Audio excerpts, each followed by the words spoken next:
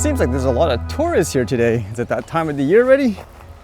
And what did I read today? I guess with that in mind of tourists, how about this one, where when you're going to different countries, again, the drone regulations are so different everywhere. This one here says, visitor fined for flying drone near TT course. Although it's kind of interesting, as from reading this anyways, it sounds like the person wasn't actually trying to capture, let's just say, that specific area in particular with the event. He just happened to be within that vicinity and he was capturing something else, by the sounds of it anyways. It says, a visiting Isle of Man TT fan who was caught flying a drone near to the course shortly before the start of the senior race has been fined. Reinhard Meyer from Schielsdorf in Germany flew the gadget over Glenlow campsite in Union Mills at about 17:30 BST on Saturday. Douglas Courthouse heard the 68-year-old had been staying at the campsite as part of a group of traveling bikers. He was fined $650 and ordered to pay a further $125 in prosecution costs. This wouldn't be the first time I'd read something like this. As you guys know, in the US, for example, when there's a sporting event, the no-fly zone is so huge, and there's been multiple times where people were flying the drone capturing something completely unrelated, but because they're within that radius, they eventually got in trouble.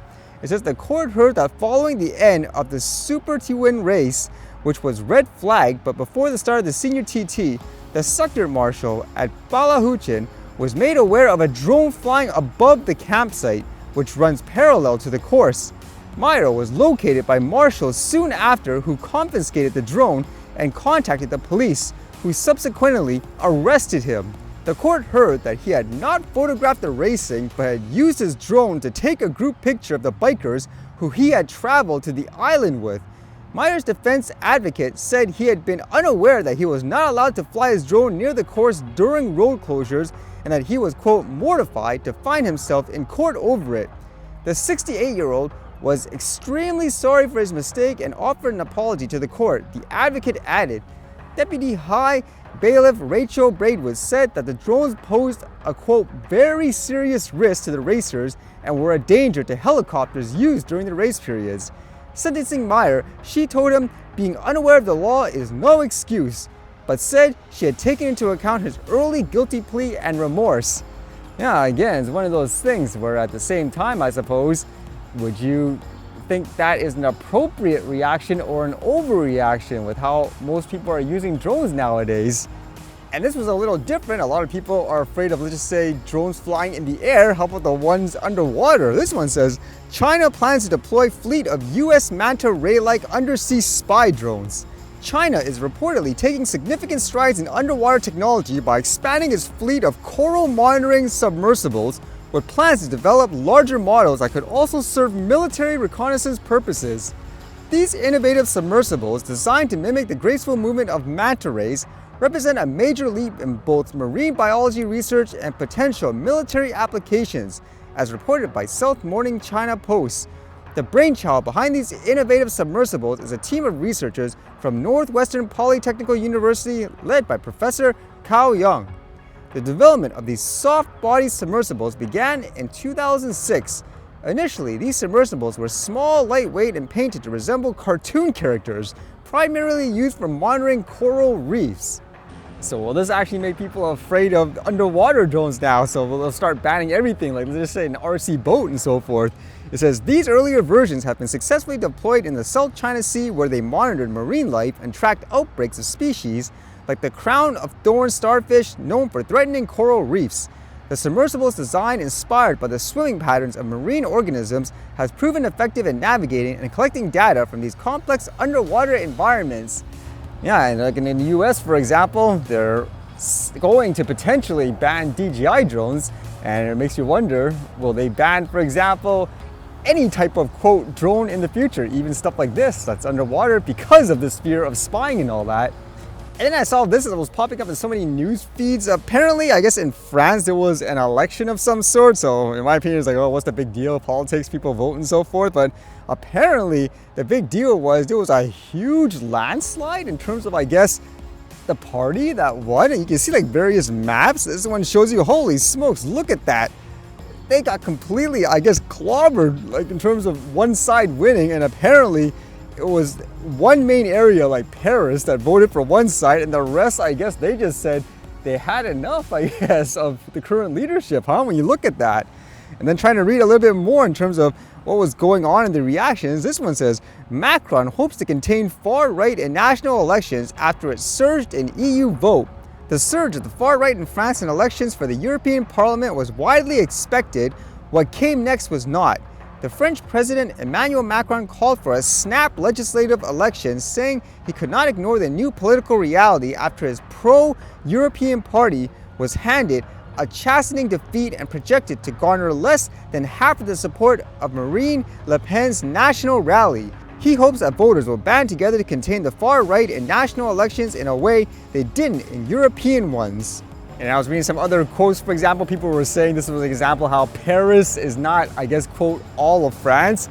It's kind of funny to think about too, because even here, for example, it's often one of that talk where certain particular places, they carry so much, let's just say, weight in terms of voting power and so forth. You could have the entire country or something like that vote one way, but then this one area just has so much voting power and so forth, they can basically override everything else. But in this case, that's pretty overwhelming in terms of the vote, huh? I know like this, they usually go into that left and right stuff again, all that political stuff, and people would say, oh, you need to, for example, suppress this side or that side. But in my opinion, another way to think about this too is it could be potentially people are just tired of what that other side is doing, and by default they say they just want to vote for someone else, correct? Versus necessarily them agreeing 100% with whatever the platform or ideology is from that one side. There's supposed to be an election coming out in the US too, huh? Will you see something like this as well? Because during these past few years too, there's just been so many decisions and stuff, it seems like it's not really popular with the average individual anyways.